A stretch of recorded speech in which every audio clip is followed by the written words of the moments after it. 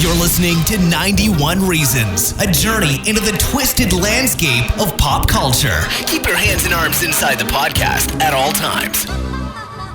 And now, the voice, Jeff Tucker.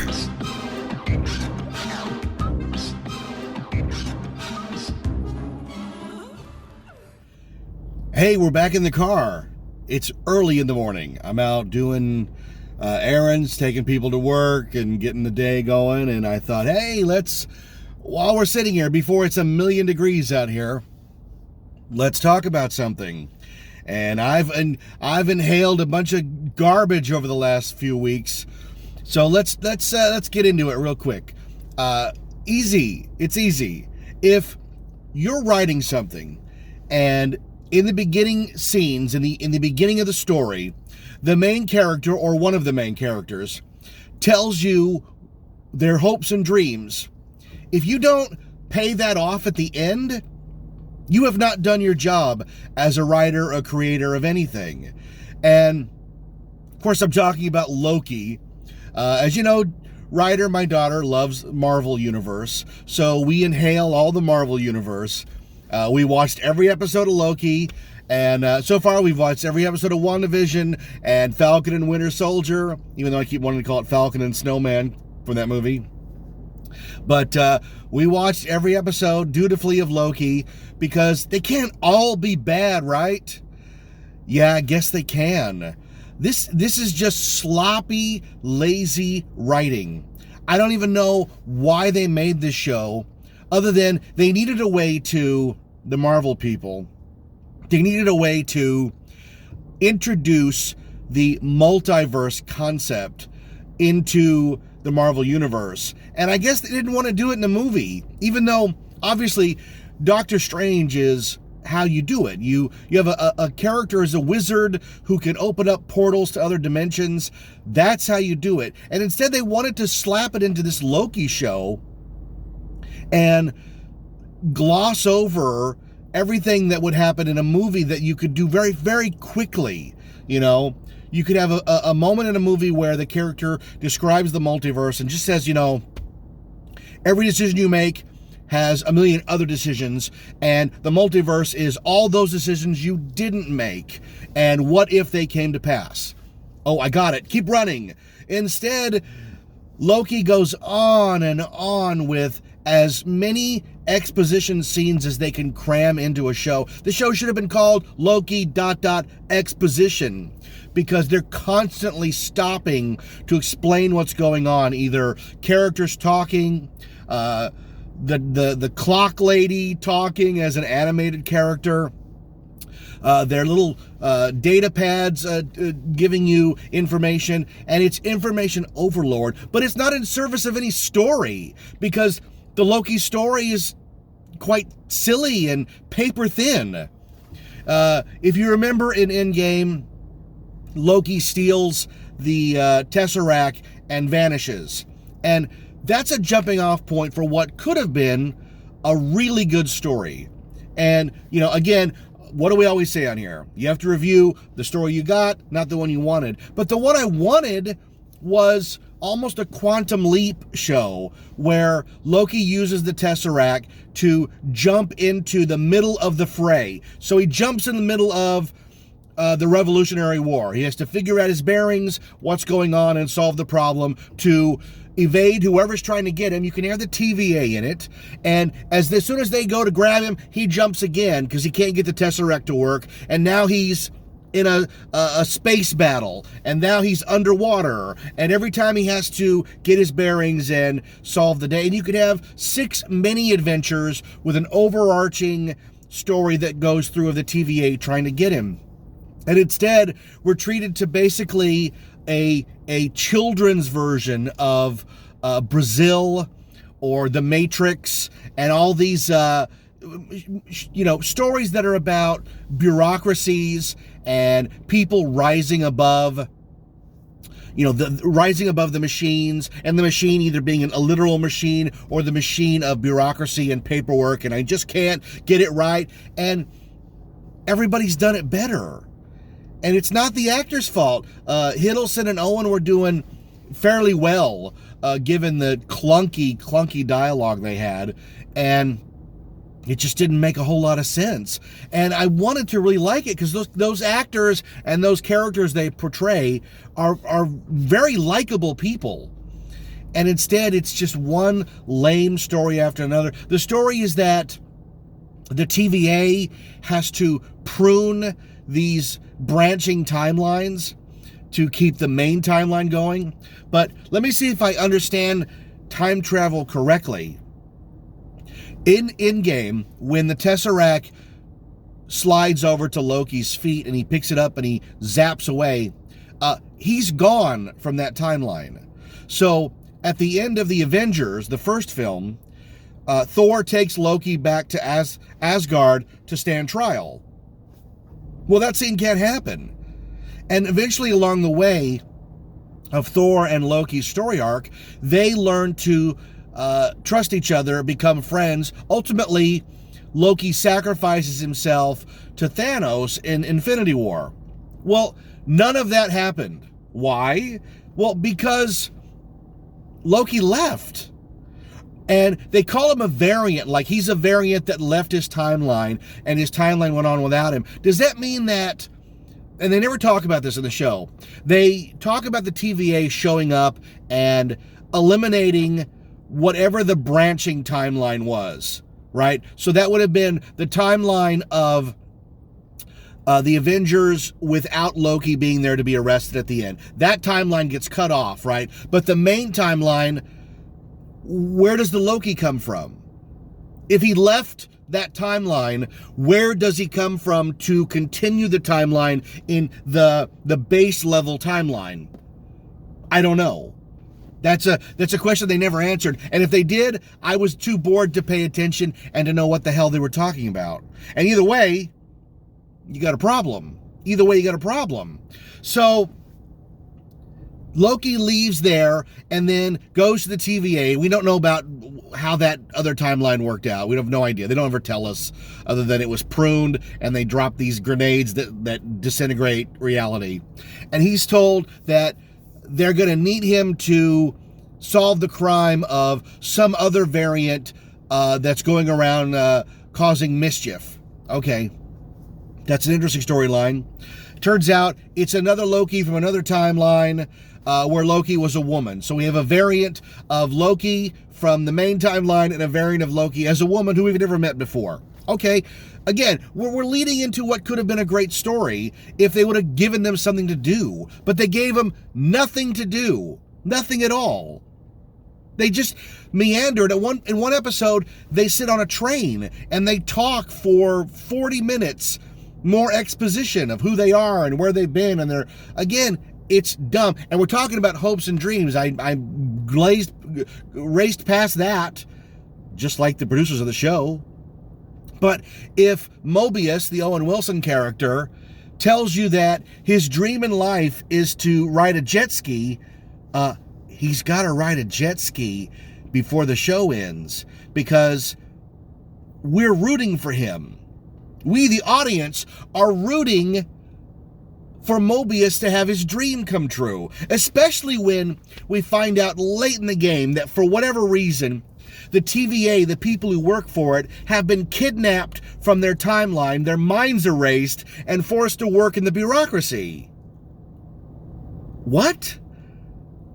Well, that makes Mobius even more sympathetic, so that when he turns and helps Loki at the end, he's even more sympathetic because he's a stranger in a strange land. He's out of time. He's out of his place. He's out of everything. He should get what he wants. But he doesn't get what he wants. In fact, at the end of the show, Mobius's character is reset into another alternate timeline where he doesn't even know who Loki is.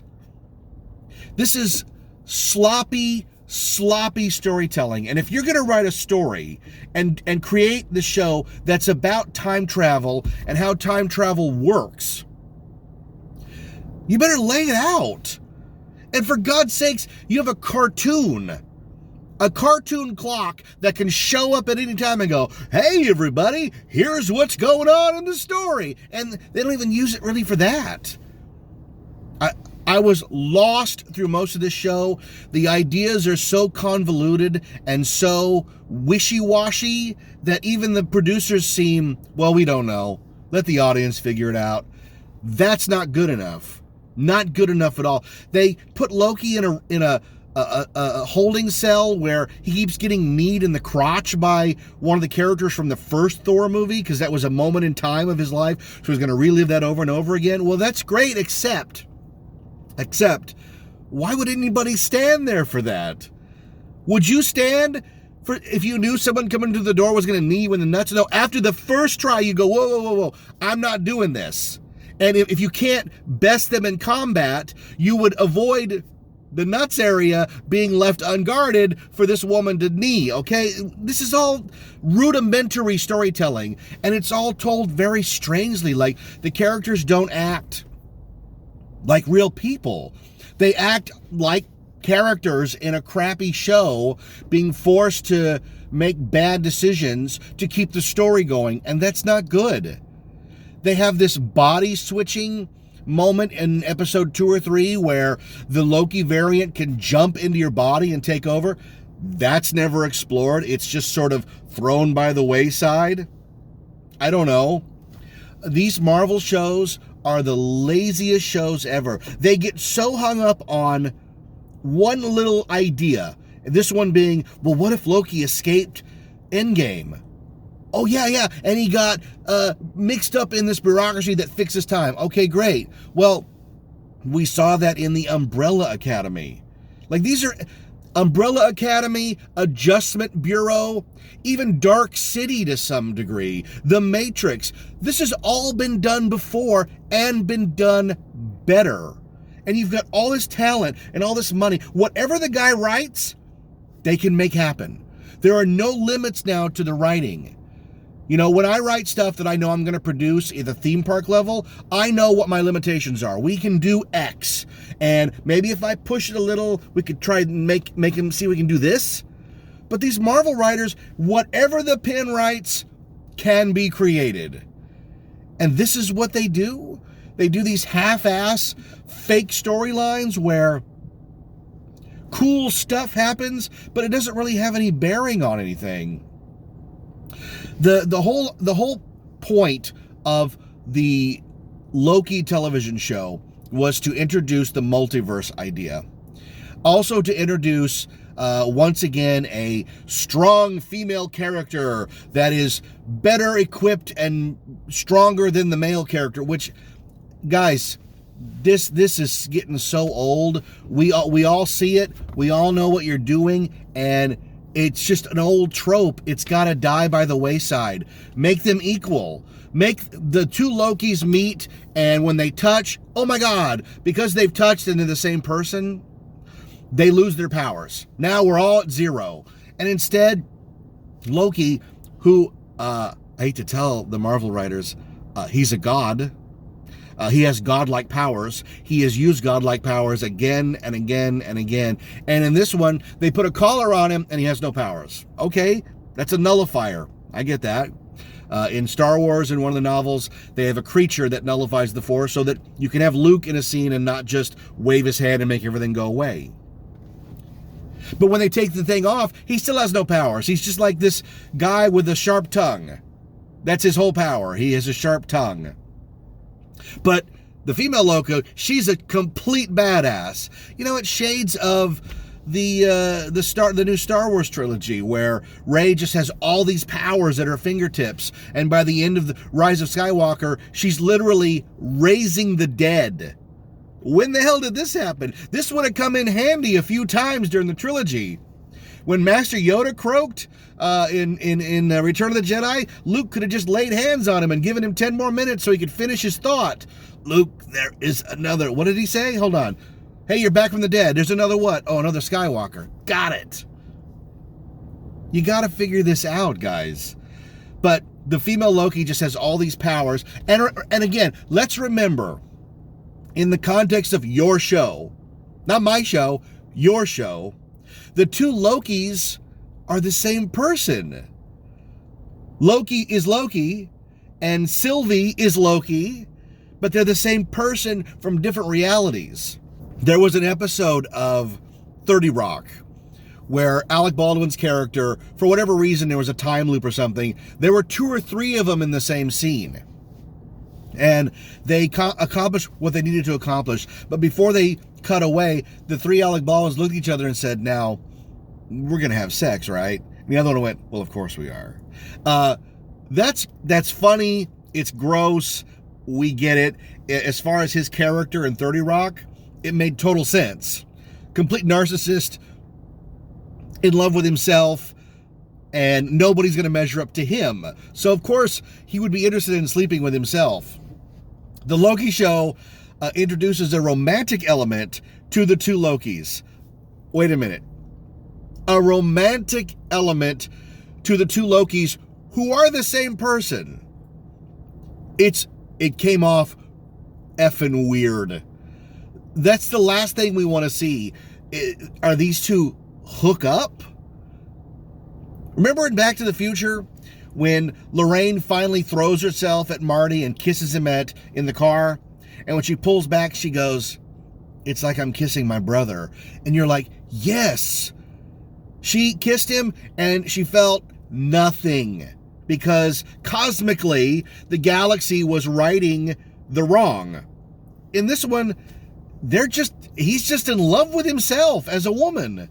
It's very strange. Now, imagine if they had gone the route of having Tom Hiddleston play both characters. You know, you can do that now. You can do that in the Patty Duke show. So what if he had played Loki and he'd also played the female Loki? It would be just as weird, even weirder. But again, the writers don't seem to care about any kind of logic or continuity. They just need to get the characters racing through to the next idea. What's the next idea? Oh, we're going to do the variants, and then the pruning, and then the time bombs. And then all of the people at the TVA were kidnapped, and they have thoughts and ideas if you know how to unlock it. Okay, what are we going to do with that? Oh, we're not going to do anything with it. Oh, the Time Lords are these big lizard creatures who control the flow of time. Well, they got to them fairly quickly in the show, and they were just robots. What are we going to do with that? We'll do something at the end, but it won't be what you want. Great. You know what these Marvel shows are turning out to be? They're turning out to be your aunt who comes to your birthday party, your 9th birthday party, and you've told her all year what you want, and you can't wait for her to show up and give you that radio-controlled car, and instead she brings you a sweater. Now, it's great to see her, and you love her, but boy, does she did not deliver. And that's what these Marvel shows are. They just don't deliver. They promise so much, and they deliver nothing. At the end of the shows, all these shows, nothing has really changed. At the end of WandaVision, the only thing that changed is that Wanda became a villain. Is that what you wanted to do? At the end of Falcon and the Winter Soldier, Falcon became Captain America. Something he should have done in the first episode when he was given the shield by Steve Rogers himself, who said, I see me in you, and you are good enough to be Captain America. And instead, in the first episode, he gave the shield away and spent 6 more episodes figuring out whether he should get it back. We already knew.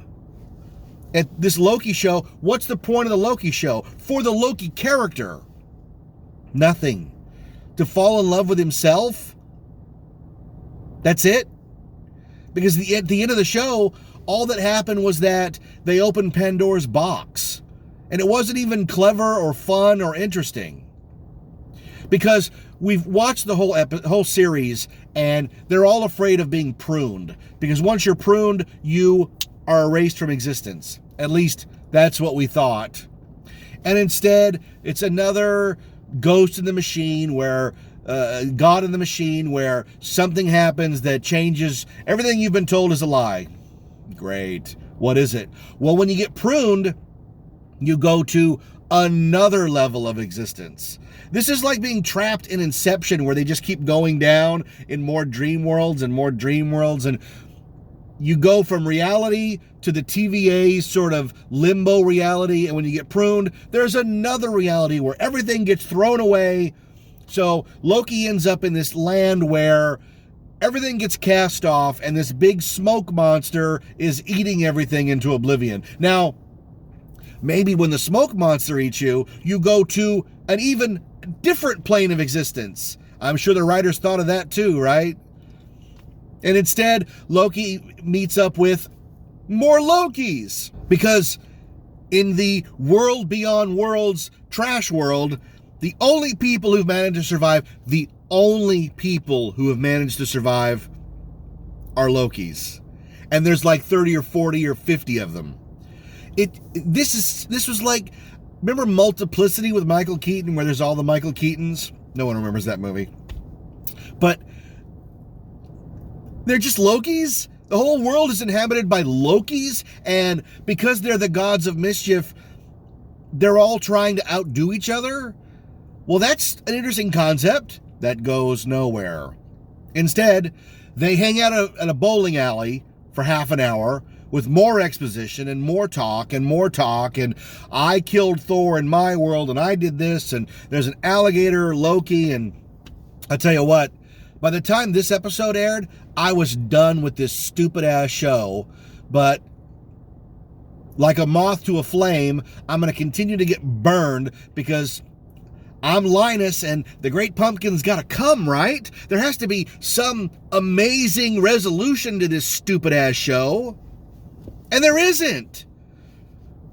We're in the land of the pruned, where all the Lokis are there, and a nice turn by Richard E. Grant as a comic book Loki. But what was it for ultimately? It's just eye candy. We just thought it would be interesting if they lived in the land of the lost, where everything that goes to get destroyed is there.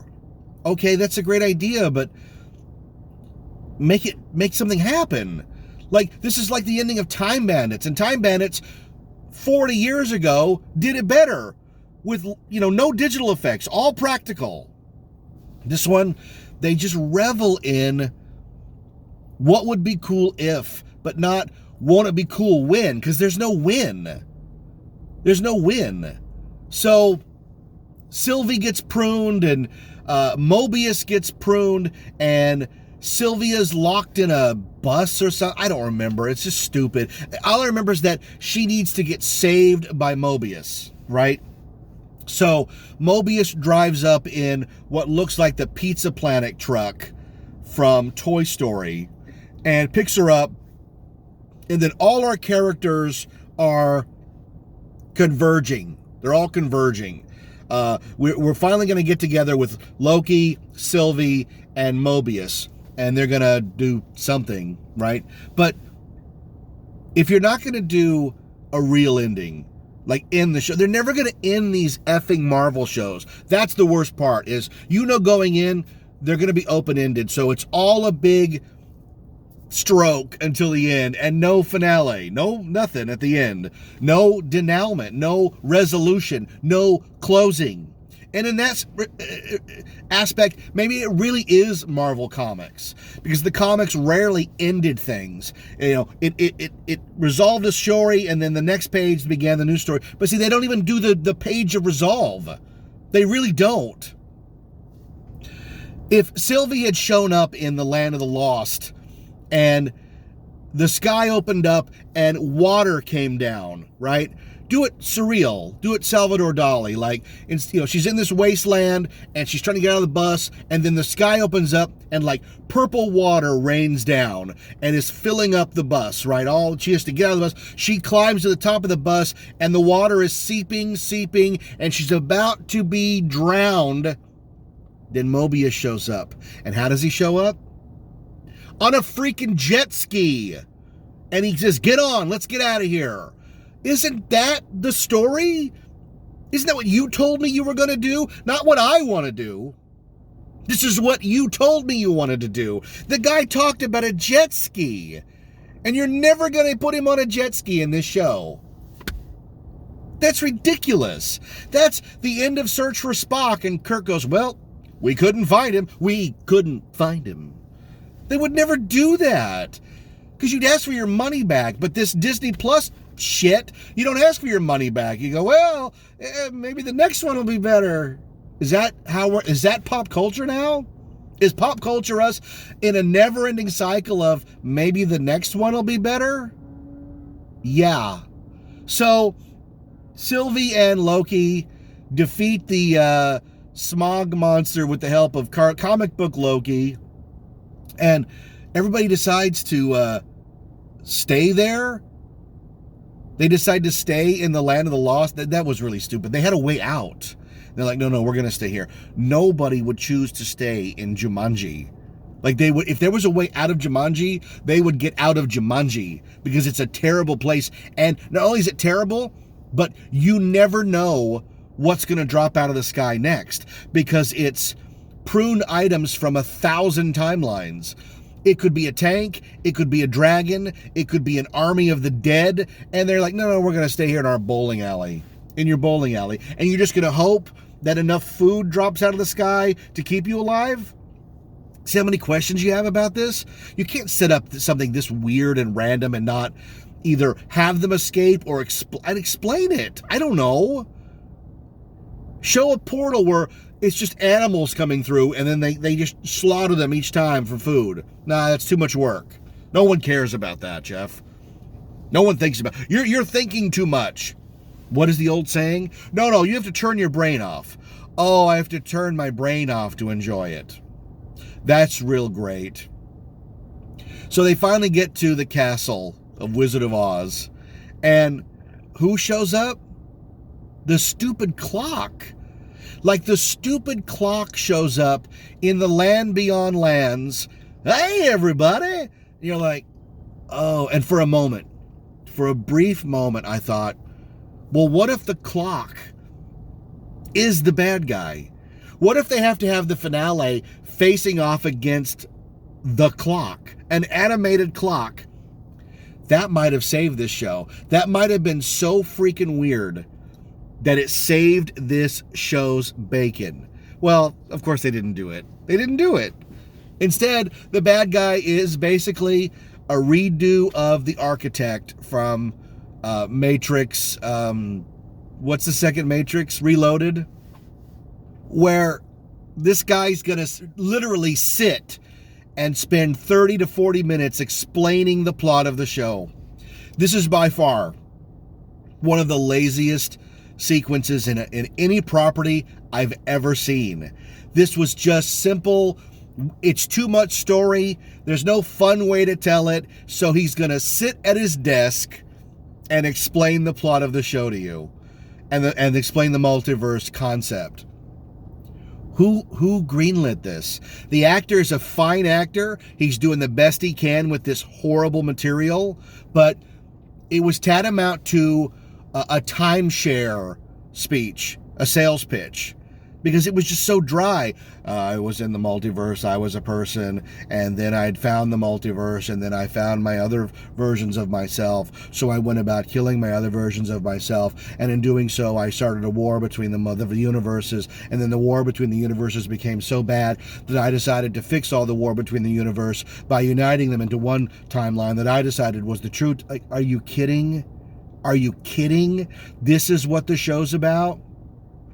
And like Pandora's Box or my favorite Twilight Zone episode, the one where the guy shows up in the middle of nowhere and these monks have the devil locked in a room and he's guarded by a shepherd's crook, and they go, look, you can do whatever you want, just don't let the guy out of the room by removing the crook.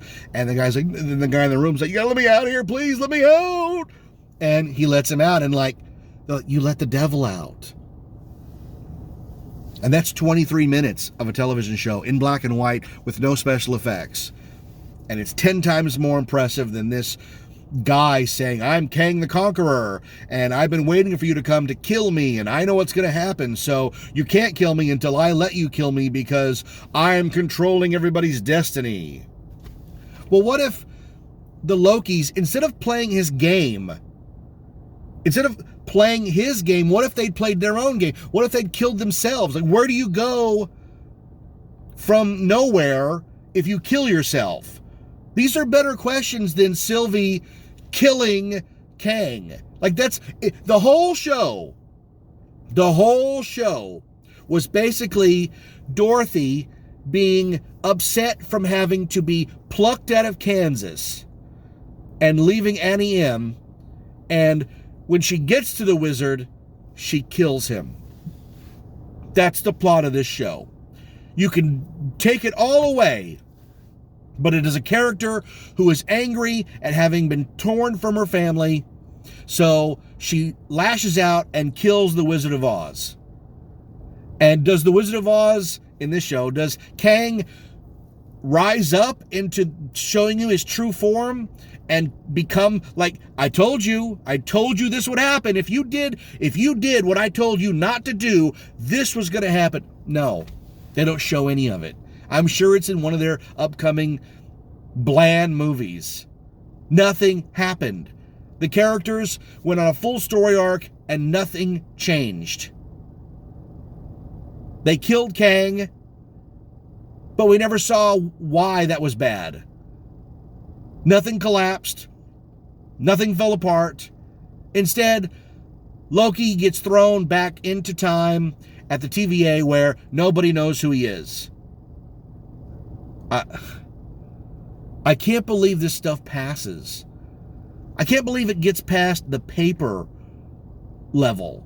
Like, somebody writes it, and I say paper when I mean, computer. Somebody types this out, and the powers that be go, nice job, Chuck. It's going to rock. And nobody in any meeting goes, just, hey, can I put my hand up? Nothing happens. You have all this stuff going on, but nothing happens of weight to the characters. Oh, I'm sorry. They finally kiss. Oh, that's it? We were building towards the characters that are the same person making out with each other. Wow, hey, nice job, guys.